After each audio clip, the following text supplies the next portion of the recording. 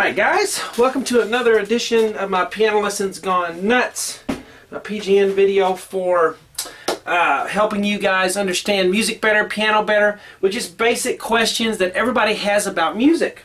Now the question we're answering today is how to make anything minor. If you're in a major key, how to make it minor. Okay, if I was to play Twinkle Twinkle Little Star,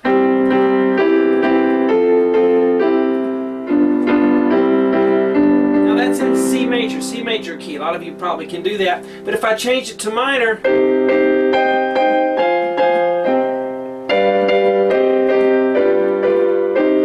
right? There's a little trick to doing it. I'm going to show you how to do it. It's really neat to add to, you know, if you're improvising or something or just playing a simple melody, to be able to change it to minor. It's good for doing a variation on a theme or something like that if you just need something different. So, I'm going to assume you know a little bit about music already to start with. So we're going to be in the key of C to do this, okay? And be sure to check out my playlist for all my PGN Piano Lesson Gone Nuts videos. I got a bunch of them just answering all kinds of questions that viewers have and things people have, questions in general about music. Anyway, if we do a C scale, you know, it's C, D, E, F, G, A, B, C. So we have 7 notes in the scale. Alright, we're just going to do a little bit of theory because I want you to understand this. I'm not just going to tell you to do something and then you not understand what's going on. I'm a teacher, so I'm going to teach this to you.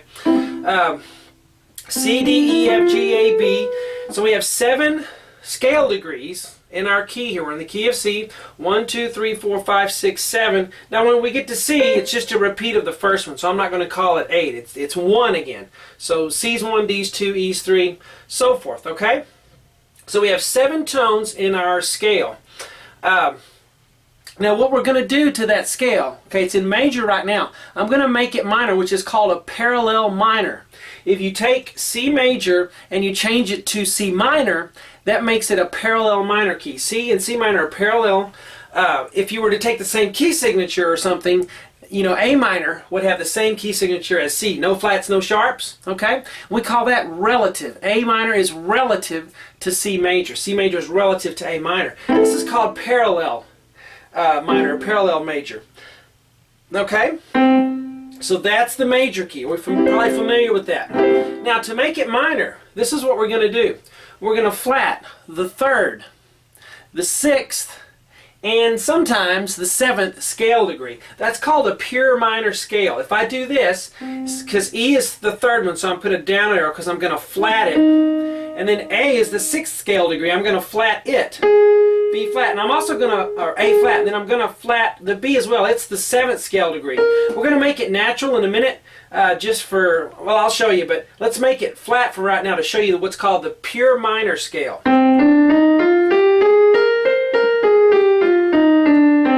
That's called pure minor.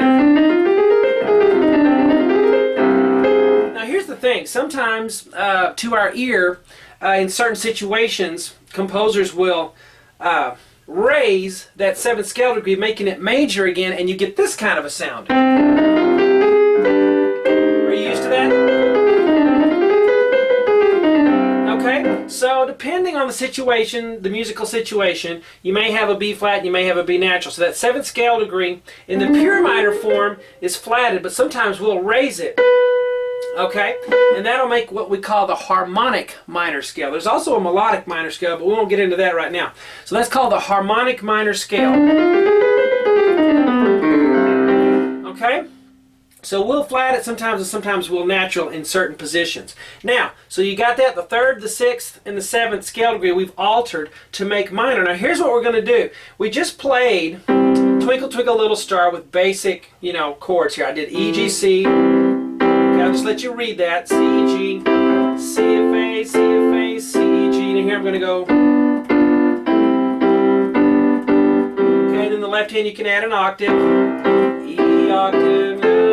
Okay, we got that. And I did just a simple melody. Now, what would happen if we went through and we put flats on all the E's and put flats on all the A's and I'm going to natural the B for the sake of what I was talking about in certain situations. We'll natural that B to make it stay natural. Now you'll do that whenever you have the 5 chord on the bottom, if you're interested in that. C's the 1 chord, G would be 5. 1, 2, 3, 4, 5. When you do your dominant chord, your 5 chord, that's the chord where you'd want it natural. So whatever key you're in, whatever the 5 chord is, you start with key you're in, you count up 5 letters, and that chord will have that 7th scale degree in it, the GBD chord, and you'll natural it. Now that may not make any sense to you. That's okay. For those of you who are a little advanced and want that, we can add that. Now watch what happens now. I'm not going to go through and put flats on all of those because I don't have time here right now, but let's do that. I'm going to flat all the E's and all the A's. Here we go. Now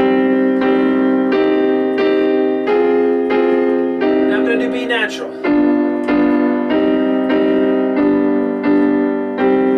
Now, when's the case where the B would be flat? Well, if I wasn't doing a G chord, if I was going...